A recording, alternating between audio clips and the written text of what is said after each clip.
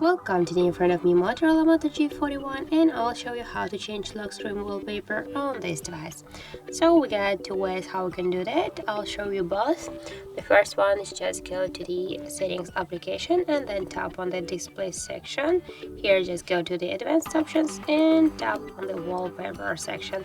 Here, as can you see, we got the wallpapers, default one, the photos from your gallery, and also live wallpapers. We can go with this one, and here you can select the one from these available wallpapers on our device. For example, we can go with this one. Just tap here and change the section which you want to add on your screen, and here we can change the lock screen so you can see how that will just look on your lock screen, and then just tap here to OK.